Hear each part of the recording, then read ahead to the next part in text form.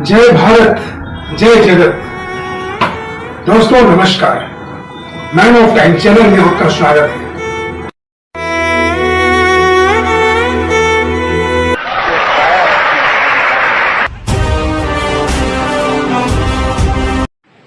दोस्तों नमस्कार, मैं संदीप कपूर वक्त नाम मैन ऑफ टाइम चैनल में आपका हार्दिक स्वागत करता हूं।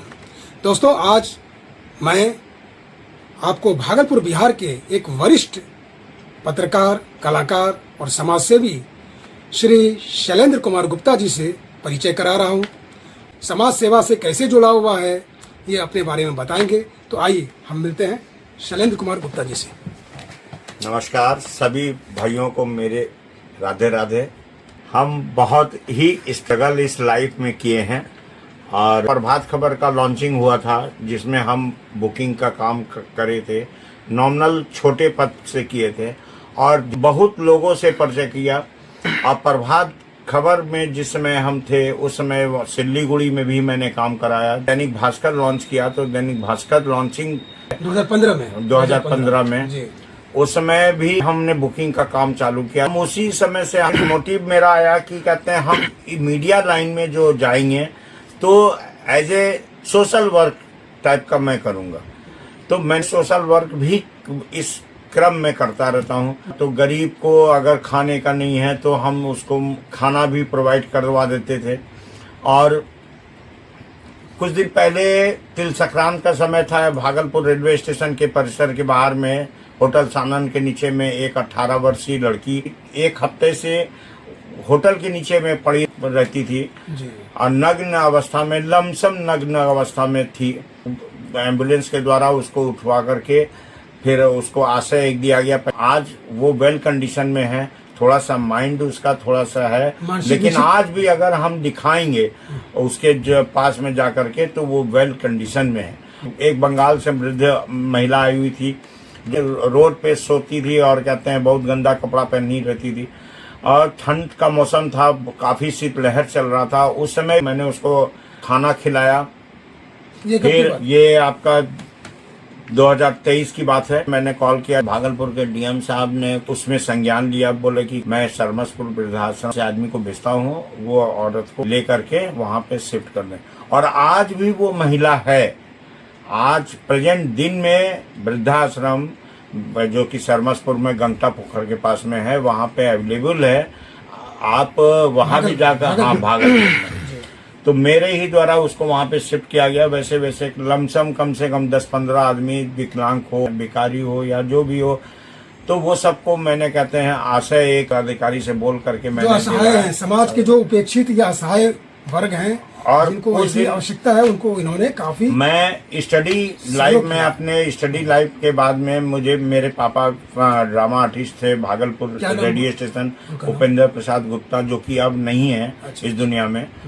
ऑडिशन करवा करके मुझे ड्रामा आर्टिस्ट भी कहते हैं बनाया। भागलपुर आकाशवाणी, हाँ भागलपुर रेडियो स्टेशन। ये आपका लगभग 1994-95 की बात है। अच्छा।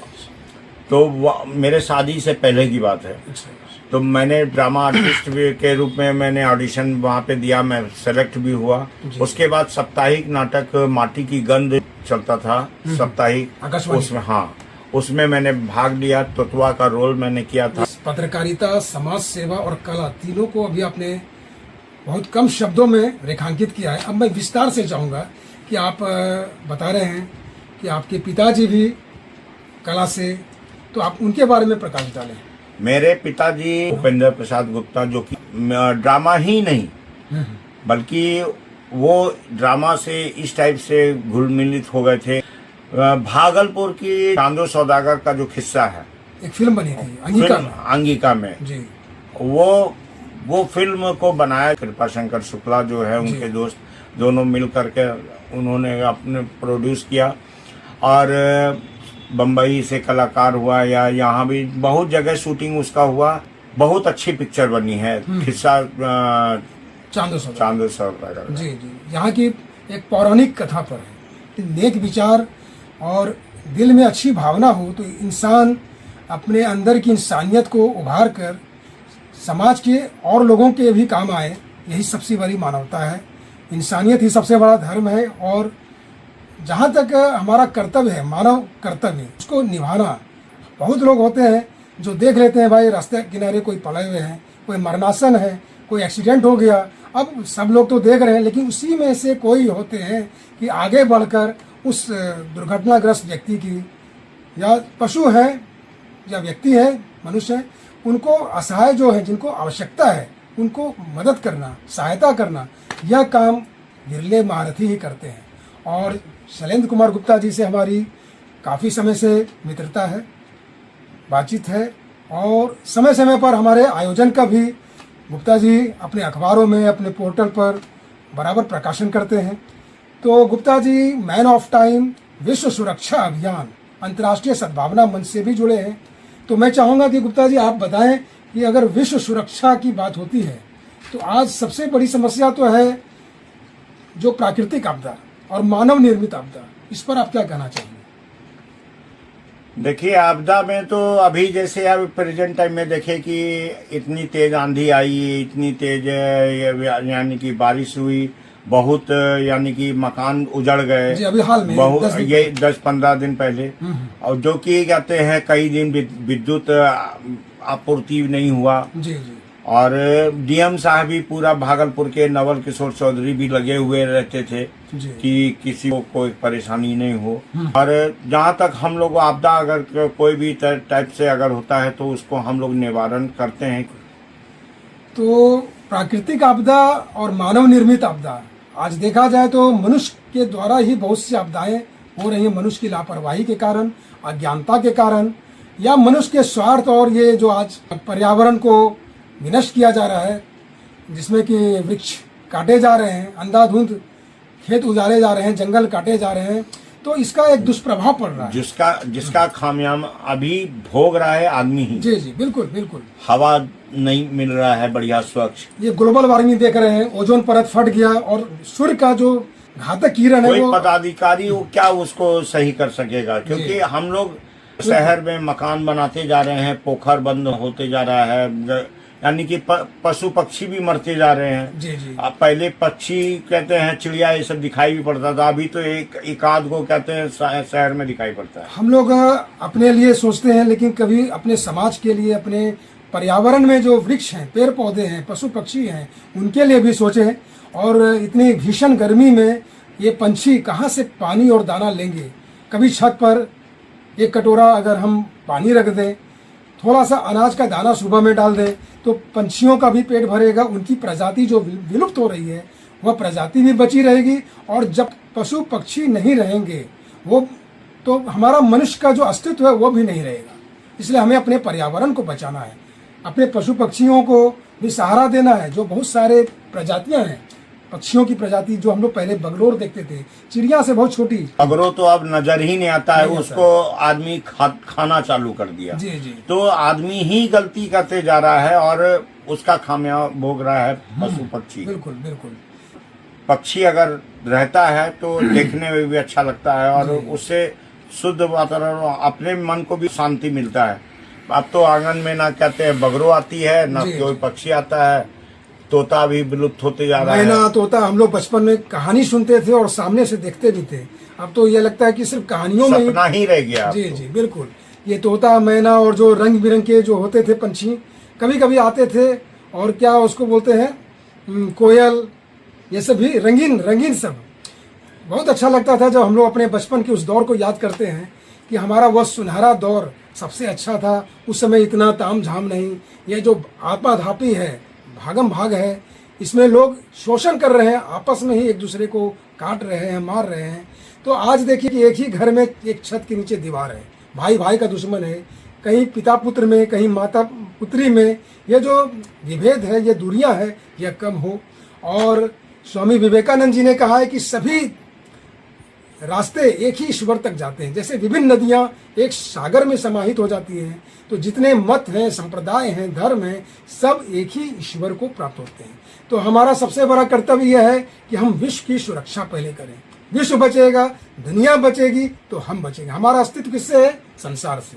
तो इस पर मैं चाहूंगा कि आप दो शब्द कहें कि आज जो ये वर्ल्ड वार हो रहा है, इस पर आतंकवाद, विश्व युद्ध का जो खतरा मंडरा रहा है, तो मैं चाहूंगा शैलेंद्र कुमार गुप्ता जी अपनी पत्रकारिता दृष्टिकोण से अपनी बात। देखिए, ये तो कहते हैं जो विश्व युद्ध टाइप का चल रहा है, हिंदू मुस्लिम या जो भी कहते हैं, ईरान इराक, तो ये हमको नहीं लगता है कि कोई भी हद से ठीक है। पेट्रोल डीजल का मारामारी है, कालाबाजारी हो रहा है। तो हर एक चीज आज के समय में, पहले चूल्हा में खाना बनता था, आज चूल्हा भूल गया आदमी, गैस में बनाना चालू किया। अब वही उल्टा, वही पिछला समय आ रहा है कि गैस को भूल करके चूल्हा पे जा रहा है। बिल्कुल। तो ये सारा चीज कहते हैं सब हम ही लोग, हम और आप ही लोग करते हैं। बिल्कुल बिल्कुल। तो ऐसा समय फिर बदल रहा है और कहते हैं पुनरावृत्ति होती है। आदिम युग था जिस समय लोग असभ्य जंगली जीवन जी रहे थे, जिस समय कोई ज्ञान नहीं था, न अंक था, न आंकड़ा था, न समय का ज्ञान था।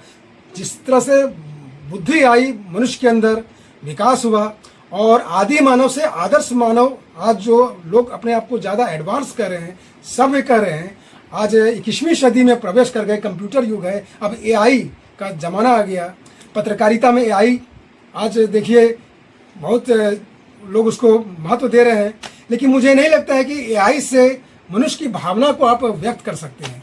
एआई आपका एक सहयोगी हो सकता है, लेकिन मनुष्य का जो एक भावना, अंदर की भावना होती है, जो क्रिएटिविटी होती है, सीधी सी बात है, उसको एआई परिभाषित नहीं कर सकता है। जी, एआई कोई बड़ा मैटर नहीं है। आजकल पहले मोबाइल नहीं था, अब मोबाइल है, एंड्रॉयड फोन है, सारा चीज है। अब तो जो जो फैसिलिटी बढ़ते जा रहा है, लैपटॉप, कंप्यूटर, सब कहते हैं आ गया। तो ऐसा करें गुप्ता जी, आप अपने और अपने मीडिया ग्रुप के बारे में बताएं, क्या किस किस चैनल से आप हैं? मेरा TV9 भारत समाचार चैनल है, जो कि TV9, हाँ, TV9 भारत समाचार। जी। उसके Bihar, Jharkhand, Bengal state bureau head भी हूँ। जी। और यूपी आज तक भी, यूपी का चैनल है, उसके भी मैं बिहार, झारखंड, बंगाल का स्टेट हेड हूँ। और न्यूज चैनल है, पोर्टल भी है, जी। यूपी आज तक का पोर्टल भी है, TV9 भारत समाचार का भी पोर्टल है, एक बिहार डायरी मेरा खुद का चैनल है, जो कि अभी स्टैंड कर रहे हैं। बहुत अच्छा रिस्पांस मिल रहा है। अच्छा। और अभी हर्ष उजाला आपका एक दैनिक समाचार पत्र है, राष्ट्रीय स्तर पर है, ये कहाँ से प्रकाशित हो रहा है? ग्वालियर। तो ये आपका मीडिया लाइन में 23 साल 25 साल से चल रहा हूँ। मीडिया के बारे में आप बताएं। मेरा जहाँ तक अपना सोच है कि मीडिया वो होना चाहिए, यानी कि ये लोकतंत्र का चौथा स्तंभ है, चौथा स्तंभ है, और सामाजिक भावना होनी चाहिए मीडिया में। लेकिन आजकल सामाजिक भावना बहुत कम मीडिया लोग कर्मियों में है। तो ये मैं कहूँगा कि सामाजिक तौर पे सपोर्ट कीजिए। और चौथा स्तंभ है, यह चौथा स्तंभ कहीं न कहीं दागदार हो जाता है, लेकिन वह भी कुछ एक घटना कुछ ऐसी हो जाती है। इसलिए हम चाहेंगे कि हमारे अच्छे पत्रकार बंधु एक स्वच्छ वातावरण लेकर पत्रकारिता का जो एक मानदंड है, आदर्श, उसको ध्येय को रखते हुए एक स्वच्छ पत्रकारिता करें और पत्रकारिता के माध्यम से समाज सेवा, अपना जो मूल धर्म है मानव सेवा, उसको बरकरार रखें। तो ठीक है, बहुत बहुत धन्यवाद आपको। आपको भी धन्यवाद, आपके सारे दर्शकों को भी धन्यवाद। मैन ऑफ टाइम के सभी दर्शकों श्रोताओं को फिर एक बार नमस्कार, राधे राधे। राधे।